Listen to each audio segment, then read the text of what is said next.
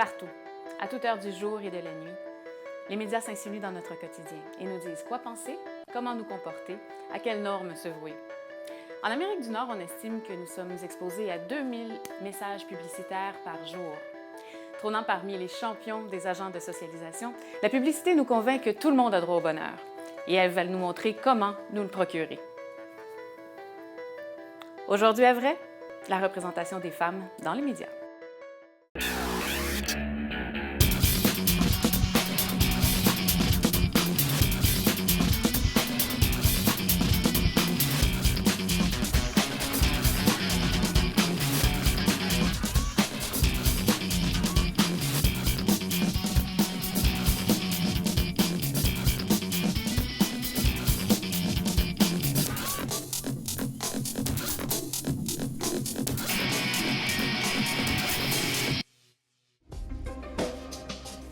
Dès notre tendre enfance, s'amorce notre socialisation. Nous intégrons ce qui est le féminin et le masculin en observant la réalité, mais aussi ses représentations. Les représentations de la réalité sont plus stéréotypées que la réalité elle-même, mais à cet âge, notre esprit perméable ne nous permet pas encore de nuancer la répétition d'informations que nous recevons. Alors, comme des éponges, nous emmagasinons donc l'idée, entre autres, que plutôt qu'être dans l'action, une fille est dans le paraître. Depuis longtemps, la publicité nous a habitués à ces images provocantes. Chaque époque nous a proposé sa série de stéréotypes. Alors peut-être que vous vous dites, c'est pas si grave, on le sait que c'est juste de la pub, on le sait que c'est pas vrai. D'accord. C'est le conditionnement qui fait la différence. La répétition. On est bombardé de ces stéréotypes qui finissent par devenir une norme. Le problème, c'est que ces stéréotypes renforcent les inégalités, les différences et les systèmes de pouvoir. Et ça entraîne des conséquences nocives pas seulement pour l'individu, mais pour l'ensemble de la société. On sait que la publicité engendre chez de nombreuses femmes un sentiment constant d'insatisfaction face à leur apparence. Alors oui, on sait toutes que la fille du magazine a été retouchée, c'est vrai, mais c'est tout de même à ce modèle qu'on se compare inconsciemment lorsqu'on se regarde dans un miroir et qu'on trouve toujours à redire. On connaît les effets lorsque ce sentiment devient trop fort. Anxiété, anorexie, diète à répétition, obsession de l'apparence et des chirurgies plastiques chez des filles de plus en plus jeunes. Mais l'effet à long terme des stéréotypes qu'on nous sert tous les jours dépasse largement le spectre de l'estime de soi et de l'esthétique. Le Conseil du statut de la femme a rapporté quelques effets qui sont bien documentés. Sur le plan scolaire, par exemple, il existe un stéréotype tenace, répandu chez les enseignants et même chez certains parents parce que profondément ancré dans notre inconscient collectif, qui veut que les filles soient moins fortes en mathématiques et en sciences. Encore aujourd'hui, ce mythe fait des ravages. Une étude américaine a prouvé que les étudiantes en maths ou en sciences, même si leurs résultats sont supérieurs à ceux de leurs collègues masculins, vont encore douter de leurs compétences, auront le syndrome de l'imposteur et donc ne poursuivront pas leur carrière dans ces domaines. À l'ère où on crie que tout est possible pour les femmes et qu'enfin on en voit davantage en poste de pouvoir, il reste que bon nombre de femmes se cantonnent encore dans un nombre restreint de domaines d'activité qui sont associés aux valeurs dites féminines, comme par exemple les sciences humaines, les sciences sociales, et dans des postes à responsabilité restreinte. Alors que les hommes seront tentés par des professions à composantes techniques ou scientifiques, des postes d'encadrement et de décision. La chercheuse Anne Daflon-Neuville souligne que pour pouvoir se projeter dans une carrière professionnelle, on doit avoir eu, à un moment ou à un autre de notre existence, accès à un modèle, réel ou fictif, de personnes de son propre sexe exerçant cette profession. Or, tant dans la réalité que dans la fiction, les femmes sont représentées de manière stéréotypée. Résultat, un manque d'exemples féminins valorisés et valorisants pour les filles.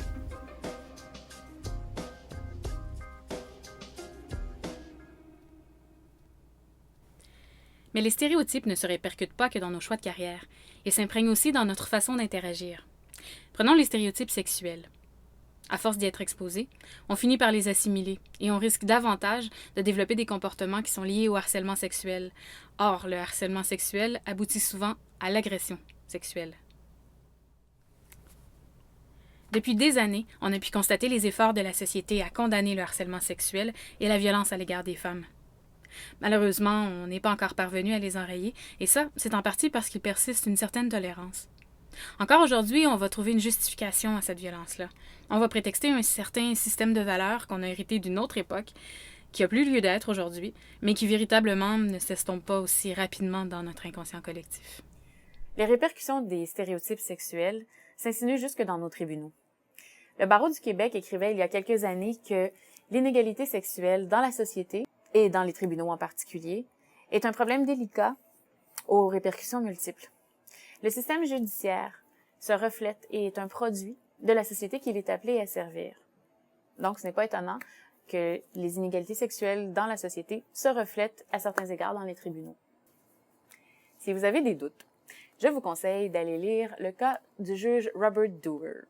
Notre ami Doer n'a pas jugé nécessaire de donner une peine d'emprisonnement ferme à un homme reconnu coupable d'agression sexuelle. Non, le juge Doer, lui, trouvait que l'habillement et le comportement de la victime laissaient entendre qu'elle était consentante. Ouais. Alors, si un jour vous vous faites agresser, eh bien, vous serez tout à fait heureuse de savoir que vous pourriez être jugée par cet homme. Et bien sûr, on ne pourrait compléter le topo des stéréotypes sexuels sans parler de pornographie. Ginette Plamondon, dans une conférence sur l'hypersexualisation, expliquait que les normes sexuelles qui sont présentées par les médias s'inspirent des stéréotypes véhiculés par la pornographie. C'est une sexualité qui est technique, mécanique, physique, il n'y a pas d'émotion, juste de la performance. C'est un modèle qui impose des stéréotypes autant aux hommes qu'aux femmes, mais on s'entend qu'il mise particulièrement aux femmes. Les jeunes qui consomment le plus de télévision croient que les hommes doivent contrôler la relation sexuelle et que les femmes sont des objets sexuels. C'est pour ça que c'est important de bien aiguiser son sens critique et surtout de se dire que la publicité, en fait, va toujours être là pour une seule chose, c'est nous vendre quelque chose. Et ce quelque chose-là, c'est jamais de l'estime de soi. Il y a plusieurs sphères dans lesquelles le traitement médiatique ne rend pas nécessairement justice aux femmes. Dans la politique, la proportion de politiciennes interviewées est nettement inférieure à leur représentation à la Chambre des communes et à l'Assemblée nationale. Les journalistes s'attardent souvent les détails de la vie privée des femmes actives en politique plutôt que d'exposer leur opinion. Il n'est pas rare que les articles sur les politiciennes et d'autres femmes de pouvoir mentionnent le style de vêtements qu'elles portent ou même leur restaurant préféré. On est en droit de se demander pourquoi est-ce que les médias nous parlent du domaine valant plusieurs millions de dollars, des habits ou même des airs bourgeois de Pauline Marois, alors que son collègue, François Legault, un homme millionnaire, a des jugements beaucoup moins sévères sur ce genre d'éléments de sa vie privée. Dans le fond, en tant que spectateur, on doit se demander si les médias, on veut vraiment avoir des informations sur ce genre d'éléments de la vie privée, sur la richesse de la politicienne ou sur ses accomplissements. Pauline Marois est à la tête du Québec et cumule plus de 30 années de vie politique. Elle a également été ministre de l'Éducation et ministre de la Famille et de l'Enfance. C'est d'ailleurs grâce à elle que nous avons des centres de la petite enfance au Québec. En tant que femme politique, ce sont ces éléments qui sont importants à retenir, pas des éléments de sa vie privée. Lorsque nous écoutons des bulletins de nouvelles ou nous lisons un article dans le journal, ce qui nous intéresse vraiment, c'est que Michelle Obama, la femme du premier président noir des États-Unis d'Amérique, a des bras trop musclés et qu'elle ose les montrer à travers ses habits sans manches. Mais franchement, est-ce qu'on considère ça comme une vraie nouvelle? C'est vraiment ça sur quoi on va être informé? Le même phénomène ne s'observe pas seulement dans une politique provinciale ou fédérale d'envergure. Par exemple, pendant la plus grande mobilisation étudiante que le Québec ait connue, Martine Desjardins, la représentante de la FERQ et la seule leader féminine, a pu écouter elle aussi au traitement médiatique très objectif des journalistes. En effet, les médias lui conféraient peu de crédibilité et posaient les questions principalement à ses collègues masculins. D'ailleurs, si ses collègues arrivaient pas rasés ou mal peignés, c'était un signe qu'ils étaient fatigués et qu'ils travaillaient fort. Tandis que si Martine, elle, semblait fatiguée, les médias expliquaient que c'était parce qu'elle était complètement épuisée et débordée par ce qui se passait. Les femmes sont encore plus rares dans les reportages sur les sujets considérés les plus importants comme la politique et l'économie. Elles sont cependant très présentes en tant que victimes d'accidents, de catastrophes naturelles ou de violences familiales. Le modèle de réussite sociale ou d'influence dans les domaines de la politique, de l'économie ou même de la société sont toujours principalement masculins. Donc, dans les nouvelles, si on est un homme ou une femme, on est traité différemment. Mais dans le fond, les femmes qui travaillent dans les médias, elles aussi subissent un traitement différent. Anne-Marie Dussault, une animatrice de série d'affaires publiques de Radio-Canada, reçoit des appels et des courriels pour lui dire qu'elle a l'air fatiguée, pour lui parler de la couleur de ses vêtements ou même de ses lunettes. Pensez-vous que les hommes exerçant le même métier qu'elle reçoivent les mêmes commentaires? Le sport, traditionnellement réservé aux hommes, est maintenant un domaine dit mixte. Mais si cette année les Jeux olympiques de Londres ont été ouverts, tous sports confondus pour la première fois aux femmes, la couverture médiatique des femmes sportives en est majoritairement défavorable. L'athlète de tennis bien connue, Anna Kournikova, a été une victime des médias puisqu'ils ont attribué une trop grande importance à sa beauté plutôt qu'à sa qualité de jeu. Est-ce qu'on ne devrait pas instinctivement associer le mot sport à performance plutôt qu'à apparence? Le sexe de Caster Semenya, une adepte d'athlétisme, a d'ailleurs été remise en question puisqu'elle était trop musclée comme un homme et qu'elle avait eu de trop bons résultats. Le phénomène médiatique entourant Semenya n'a pas commencé avec un test d'hormones, mais bien avec le jugement des gens sur son apparence. On peut donc observer qu'être trop belle comme Anna Kournikova ou simplement trop masculine comme Caster Semenya provoque dans les deux cas un jugement inapproprié par les médias. Le vocabulaire utilisé est également différent lorsque les médias décrivent l'homme sportif et la femme sportive. Les hommes sont décrits comme étant forts, brillants, courageux, agressifs. Les femmes, elles, sont vraiment décrites comme étant fatiguées, frustrées, affolées, vulnérables ou même à bout de souffle. À bout de souffle. C'est pas normal d'être essoufflé après la pratique d'un sport? Ben, faut croire que non, ça doit juste être un truc de fille. Une étude du NBC démontre que lorsqu'une femme a du succès dans son sport, les commentaires des médias ont souvent un lien avec la chance qu'elle a eue plutôt qu'avec son talent. Étonnamment, lorsqu'elle perd, on parle alors dans les médias qu'elle ne s'est pas assez engagée ou qu'elle n'a pas les capacités physiques requises. Les hommes, eux, gagnent grâce à leur capacité physique, mais perdent à cause du talent de leur adversaire. Bon, en résumé, en tant que femme pratiquant un sport au niveau international, on peut jamais vraiment gagner, alors que les hommes, eux, ne peuvent jamais vraiment perdre. Les femmes sont l'objet de beaucoup de pression de la part des médias pour avoir l'air féminine et ce, même lors de la pratique de leur sport au niveau international. C'est ce qui les pousse malheureusement à être photographiées dans des positions hyper sexualisées et à afficher un look séduisant, alors que les hommes, eux, posent en pleine action dans des positions d'autorité. Très peu de femmes de couleur, femmes autochtones et femmes handicapées travaillent comme modèles, actrices, journalistes, présentatrices de nouvelles et très peu occupent des rôles importants dans les médias grand public.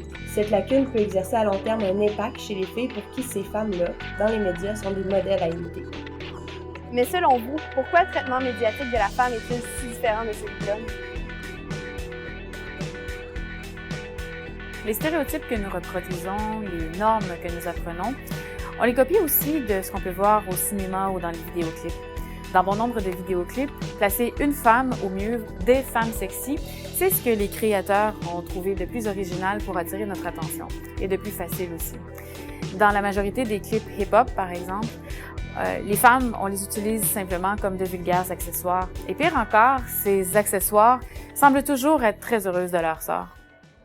La Media Education Foundation produit de petits chefs-d'œuvre sur la représentation des femmes dans les médias. Le film Dreamworlds 3, Désir, sexe et pouvoir dans les vidéoclips, est une analyse percutante de la construction de la masculinité et de la féminité telle que racontée par les vidéoclips. Il encourage le public à réfléchir à la manière dont ces courtes histoires façonnent nos attitudes individuelles et collectives par rapport à la sexualité. Mais restons dans les visions et les concepts que les médias nous présentent ad nauseam et parlons des tropes.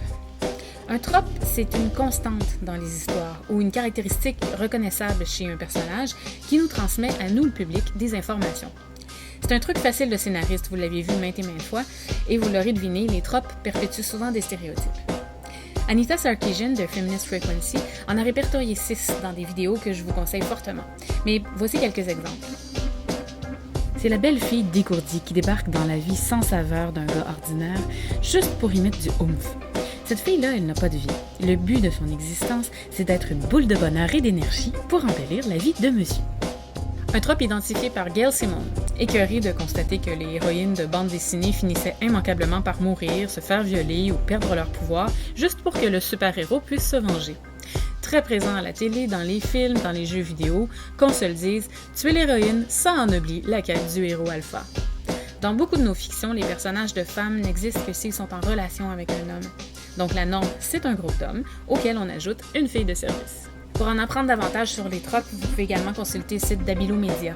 On y explique comment ces tendances illustrent bien le problème de la représentation et de la diversité dans les médias.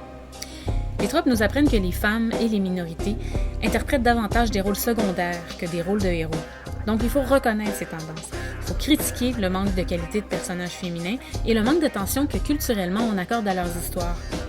Les expériences et les luttes des personnages féminins sont banalisées et ils dépendent généralement des expériences d'un héros d'ordinaire masculin, hétérosexuel, sans handicap et de race blanche.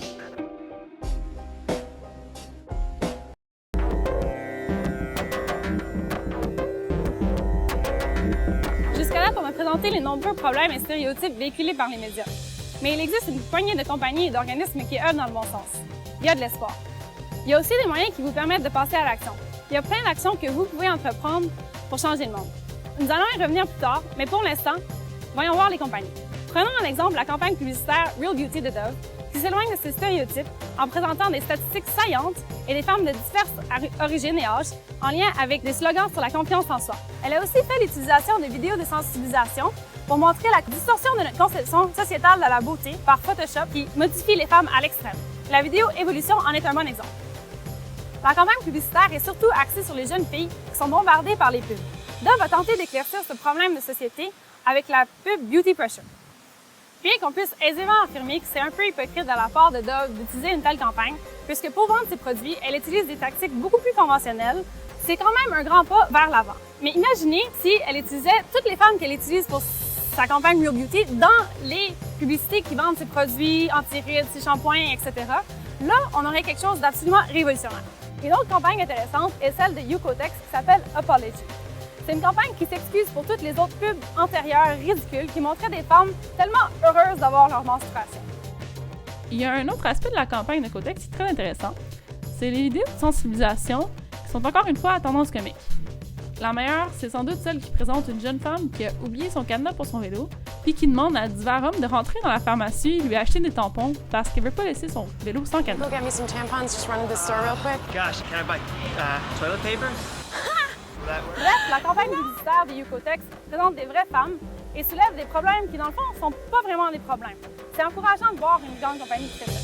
Nous ne sommes pas les seuls à être conscientes des pubs sexistes. Plusieurs groupes sont déjà actifs pour dénoncer la pub sexiste. Il y en a près de chez vous. Le CALAS s'est positionné contre la pub hypersexualisée qui, selon elle, envoie comme message que les femmes se doivent d'être sexy, provocantes et disponibles sexuellement, ce qui brouille la notion de consentement et rend légitimes les agresseurs sexuels. Le CALAS multiplie les ateliers dans les écoles, les conférences, la rédaction de lettres pour dénoncer des campagnes de publicité sexiste. Joignez-vous à elle.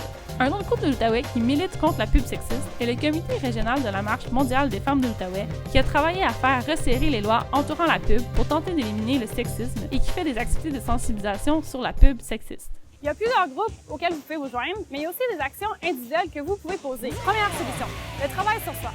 Il faut apprendre à être critique, à ignorer la pub, à se rendre compte des messages qu'on essaie de nous envoyer quand on ouvre un magazine, à être à l'aise pour les critiquer, pour les décortiquer. Il faut faire ça pour être bien dans sa peau, puis pour s'aimer. Mais le problème ne vient pas des femmes, le problème vient des médias.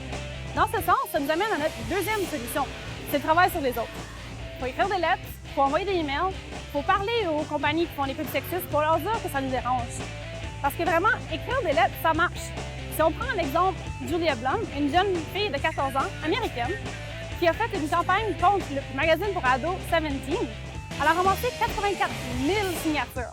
Elle est allée porter sa pétition en main propre. L'éditeur de 17 a signé le Body Peace Treaty, qui fait que maintenant, ils vont pas modifier le corps ni le visage des filles qui sont présentées dans le magazine. Ils vont aussi célébrer toutes les sortes de beauté en présentant des filles de diverses origines. Ou encore, plus facile, promenez-vous avec des collants de sales pubs sexistes dans vos sacoches, dans vos sacs à dos, puis collez-les sur les pubs qui sont. Comme ça, les gens qui marchent, ils vont voir que vous avez dit « Ah, ça c'est une pub sexiste », ils vont réfléchir, ils vont devenir plus critiques. La troisième solution, c'est imaginer un monde sans pub. Ça vous paraît irréaliste, inatteignable? Pourtant, le groupe montréalais Artung travaille en ce sens. Avec des campagnes comme remplacer 200 panneaux publicitaires avec de l'or, ils s'interrogent vraiment sur la place que le privé occupe dans l'espace public, dans nos vies de tous les jours. Le groupe Artung crie haut et fort « Faisons et voyons de l'or au lieu de la pub ». Faites-vous entendre et les compagnies vont se plier à vous. Vous êtes le pouvoir d'achat, vous êtes l'argent dans leur poche. Pensez à 17 qui a quitté Julia Blum. Ou encore, joignez la Coalition nationale contre la publicité sexiste. Mais à long terme, qu'est-ce que vous diriez d'un monde sans pub? Sao Paulo a déjà fait un grand pas en avant en interdisant la pub dans sa ville. Qui dit que c'est impossible?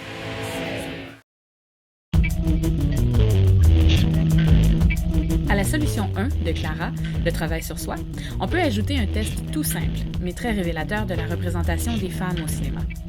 Imaginé en 1985 par Alison Bechdel, il a évolué depuis, mais se résume à 4 questions. Donc, pas seulement la sœur de Bill ou la femme de notre héros qui sera assassinée dès le début pour qu'il puisse se venger pendant le reste du film. 2 personnages féminins forts auxquels on confère assez d'importance individuelle pour partager un dialogue sans la présence du héros masculin. Oui, parce que des personnages de filles qui ont 3 lignes juste pour parler du héros, Question profondeur, on repassera. C'est ça. Le test Bechdel vérifie uniquement la présence de personnages de femmes dans un film, même pas ce qu'elles représentent ou le message qu'elles véhiculent. Eh bien, malgré cela, on estime que 80% des titres projetés dans nos salles chaque année échouent le test. Il est impossible d'affirmer que les médias n'ont pas d'effet sur notre façon d'agir, notre façon de réfléchir. Pensez-y, chaque année, le budget publicitaire des grandes entreprises se chiffre en milliards de dollars, simplement pour pouvoir façonner notre comportement comme consommateur. Posez-vous la question, qui gagne en bout de ligne? Les femmes? Les hommes? Les entreprises? En banalisant la sexualité, en utilisant la soft porn comme technique de marketing, il y a un grand nombre d'entreprises qui en tirent un bel avantage monétaire. Le cinéma, la télévision, la musique, les magazines, les cosmétiques, l'industrie de la mode, la chirurgie plastique et bien entendu, toute l'industrie du sexe. Quand on consacre tout notre temps à essayer d'atteindre les standards de beauté, on a moins de temps à consacrer à la lutte pour nos droits. On a beau être au 21e siècle, le message que les médias envoient encore aux femmes, c'est « Oubliez ça les filles, l'intellect, soyez sexy ». Parce qu'on voudrait nous faire croire que c'est ça, notre véritable pouvoir.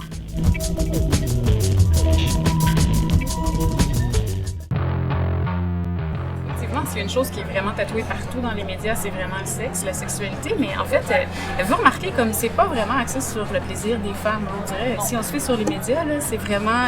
on n'a pas de plaisir propre. Nous, on est tellement généreuses, tu sais, on est là pour donner.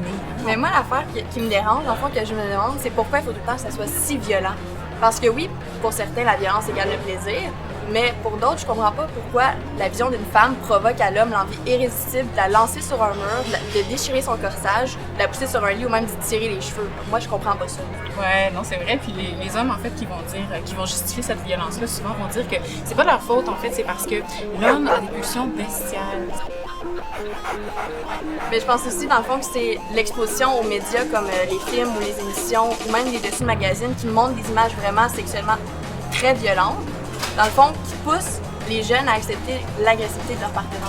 Mais tu sais, d'un autre côté, il y a une femme qui aime ça, une sexualité plus déchaînée. Et si les deux partenaires sont consentants, le gars, tout comme la fille, est prêt à se faire jeter contre le mur et le reste, dans ce cas-là, c'est correct.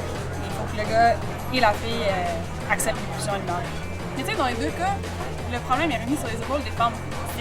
Ça va être la faute de leur habillement, qu'ils soient sexy ou pas, qui ont été victimes de viol. Mais c'est pas que les femmes qui doivent changer, c'est la société, c'est les médias, c'est l'élite. Tout à fait ça, c'est ce qu'on appelle la culture du viol. En fait, c'est une croyance qui est vraiment répandue, autant chez les femmes que chez les hommes. Puis en fait, c'est une bénédiction pour les violeurs parce que justement, ça met le blâme, non pas sur le violeur, ça met le blâme sur la victime. C'est cette espèce de mentalité que parce qu'on est sorti après une certaine heure, ou parce qu'on a bu, ou parce qu'on est habillé d'une certaine façon, parce qu'on fréquente certaines personnes, ou parce qu'on n'est pas hétéro, ou parce qu'on a une sexualité qui est vraiment épanouie, ben à ce moment-là, on devient disponible aux attentes, aux propositions sexuelles en fait des hommes qui a l'air d'avance. Mais c'est complètement ridicule. En fait, c'est complètement de refuser d'admettre que la seule façon qu'une personne peut éviter un viol, c'est juste de ne pas se trouver dans le même environnement qu'un violeur. Ça, c'est une tâche super facile, hein, parce que comme tout le monde le sait, un violeur, ça s'affiche toujours, ça porte des signes distinctifs, et comme tout le monde le sait, ben, ça tourne mot fluo juste avant de commettre son crime. Ouais, c'est vraiment une biologie très réaliste.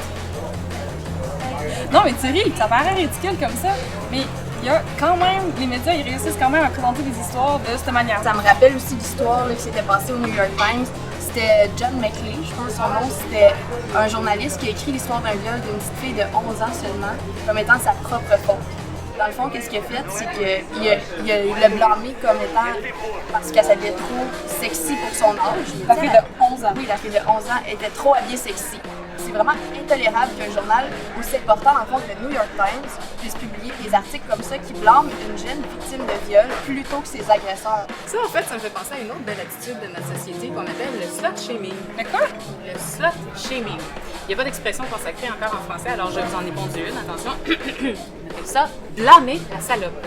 Ça, en fait, ce que ça veut dire, c'est que si t'es une fille qui aime le sexe, Tu t'en caches pas, j'imagine. exact, ou que t'as plus d'une ou deux partenaires, Ou que t'as un baiser avec la plus grande gueule du quartier. Ou que tu as des pratiques sexuelles qui ne cadrent pas avec la norme. Ou que t'es trop sexy. exactement, eh bien, automatiquement, tu es déclarée une salope. Fait que ça, ben, ça donne le droit, en fait, ça justifie l'abus que tous les hommes peuvent faire. Ben, En réponse au slut-shaming, il y a un mouvement mondial qui est né, les marches de salopes.